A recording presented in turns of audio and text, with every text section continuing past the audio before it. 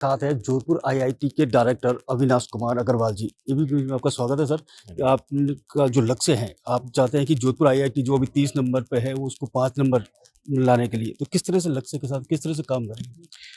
इसमें हमारा उद्देश्य यही रहेगा कि जो भी रेलेवेंट टेक्नोलॉजीज़ हैं उस पर हम ध्यान दें। और आईआईटी जोधपुर में बहुत पोटेंशियल है। यहाँ पर कुछ प्रोसेसेस को हम स्ट्रेंथन करेंगे और उसके बाद यहाँ का जो रिसर्च पोटेंशियल है उसको हम बढ़ाने की कोशिश करेंगे।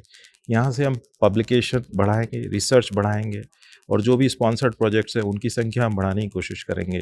कैंपस में हम इंफ्रास्ट्रक्चर बढ़ाने की कोशिश करेंगे, एमिनिटीज़ बढ़ाने की कोशिश करेंगे, ताकि हम देश दुनिया से फैकल्टी को ला पाएँ, यहाँ पर अच्छे अच्छे लोगों को ला पाएँ।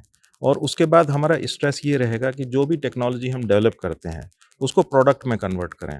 हमारे को उससे नई कंपनीज हम खोल पाएँ और देश की तरक्की में हम लोग उसका अपना योगदान कर पाएँ। सर, देश की तरक्की में आप योगदान कर पाए, एक आपका कुछ विज़न भी काफ़ी कुछ ख़ास है, क्योंकि कानपुर से आए हुए हैं आप। तो जैसे उत्तर प्रदेश के मुख्यमंत्री योगी आदित्यनाथ ने एक ज़िले एक प्रोडक्ट का किया था, ऐसा कुछ आप आगे कुछ नया करना चाह रहे हैं?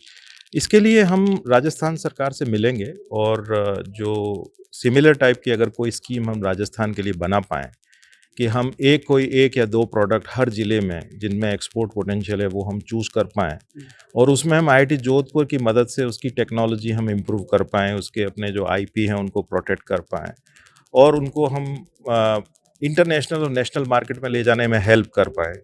उससे जो ज़िले होंगे ग्रास रूट लेवल पर, उसमें इनकम लेवल्स बढ़ेंगे और एक इंडस्ट्रियलाइजेशन सस्टेनेबल वे में होगा और उससे ज़रूर देश की जो सोशियो इकोनॉमिक डेवलपमेंट में उसमें मदद मिलेगी।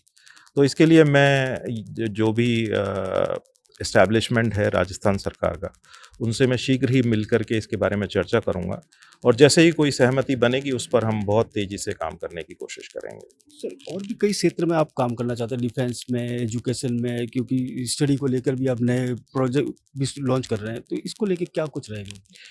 देखिए, हमारा स्ट्रेस एक तो ये है कि अगर हमें शिक्षा व्यवस्था को चेंज करना है, तो स्कूल एजुकेशन को फिक्स करना होगा। उसके लिए शिक्षा मंत्रालय ने एक नया प्रोग्राम शुरू किया है, जिसमें आईआईटीज़ अभी बीएससी बीएड और बीए बीएड करवाएँगी।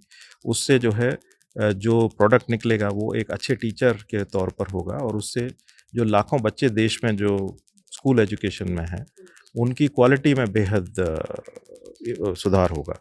तो उसमें हम लोग एक जोधपुर में हम उसको बीड़ा उठाते हैं कि इसको हम अच्छे तरीके से करेंगे और इसको एक जोधपुर मॉडल की तरह हम डेवलप करेंगे और उम्मीद करेंगे कि अगर ये मॉडल हमारा मैच्योर हो जाता है तो बाकी आईआईटीज़ और बाकी दूसरे संस्थान इस यज्ञ में आहुति दें और इस यज्ञ को आगे बढ़ा के पूरे देश की जो शिक्षा व्यवस्था है उसको परिवर्तित करने की कोशिश करें।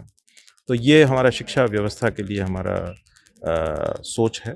और उसके बाद भारतीय भाषाओं पर तकनीकी शिक्षा जो है वो भारतीय भाषाओं में हो, उसके बारे में भी हम काफ़ी कार्य करने की कोशिश करेंगे और इंडस्ट्रियलाइजेशन स्टेट में बढ़े, एनवायरमेंटल प्रोटेक्शन हो, हमारी डिफेंस का कुछ थिंक टैंक हम यहाँ इस्टेब्लिश करने की कोशिश करेंगे, जो फ्यूचर में जो हमारी थ्रेट्स हैं उनको एक सिस्टमेटिक ढंग से स्टडी कर सके और फ्यूचर के प्रोजेक्शंस कर सके, ताकि देश की डिफेंस प्रिपेयर्डनेस जो है उसमें इम्प्रूवमेंट हो सके। तो ये सब चीज़ें हम करने की कोशिश करेंगे।